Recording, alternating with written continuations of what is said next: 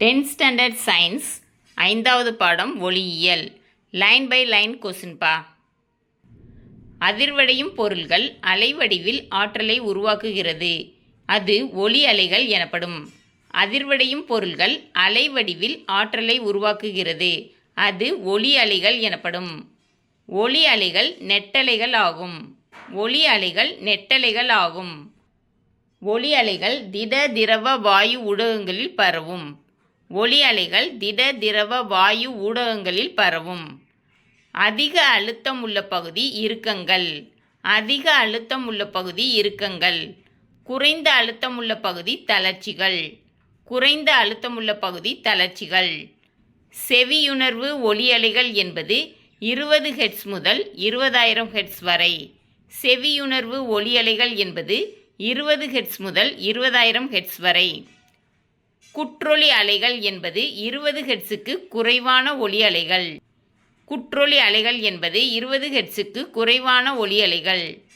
மனிதனால் கேட்க முடியாத ஒளி அலைகள் குற்றொளி அலைகள்.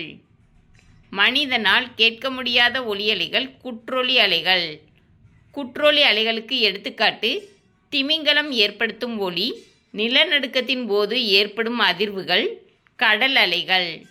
குற்றொளி அலைகளுக்கு எடுத்துக்காட்டு திமிங்கலம் ஏற்படுத்தும் ஒளி, நிலநடுக்கத்தின் போது ஏற்படும் அதிர்வலைகள், கடல் அலைகள். மீயொலி அலைகள் என்பது 20,000 ஹெர்ட்ஸுக்கு அதிகமான ஒளி. மீயொலி அலைகள் என்பது 20,000 ஹெர்ட்ஸுக்கு அதிகமான ஒளி. மீயொலி அலைகளை கேட்கக்கூடிய உயிரினம் கொசு, நாய், வௌவால் மற்றும் டால்பின். மீயொலி அலைகளை கேட்கக்கூடிய உயிரினம் கொசு, நாய், வௌவால் மற்றும் டால்பின். மீயொலி அலைகளை ஏற்படுத்தும் உயிரினம் வௌவால். மீயொலி அலைகளை ஏற்படுத்தும் உயிரினம் வௌவால். ஒளி அலைகள் பரவுவதற்கு ஊடகம் தேவை. ஒளி அலைகள் பரவுவதற்கு ஊடகம் தேவை.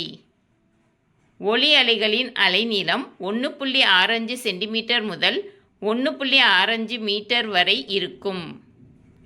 ஒளி அலைகளின் அலைநீளம் 1.65 சென்டிமீட்டர் முதல் 1.65 மீட்டர் வரை இருக்கும்.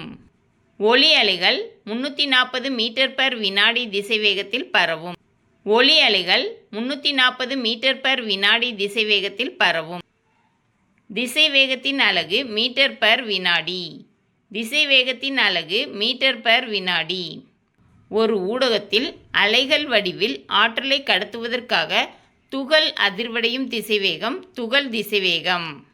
ஒரு ஊடகத்தில் அலைகள் வடிவில் ஆற்றலை கடத்துவதற்காக துகள் அதிர்வடையும் திசைவேகம் துகள் திசைவேகம். ஒரு ஊடகத்தின் வழியே அலை பரவும் திசைவேகம் அலை திசைவேகம். ஒரு ஊடகத்தின் வழியே அலை பரவும் திசைவேகம் அலை திசைவேகம். திடப்பொருள்களில் ஒளியின் திசைவேகம் அதிகமாக இருக்கும். திடப்பொருள்களில் ஒளியின் திசைவேகம் அதிகமாக இருக்கும். வாயுக்களில் ஒளியின் திசைவேகம் குறைவாக இருக்கும். வாயுக்களில் ஒளியின் திசைவேகம் குறைவாக இருக்கும். மீட்சி பண்பு குணகத்தினால் குறிக்கப்படுகிறது.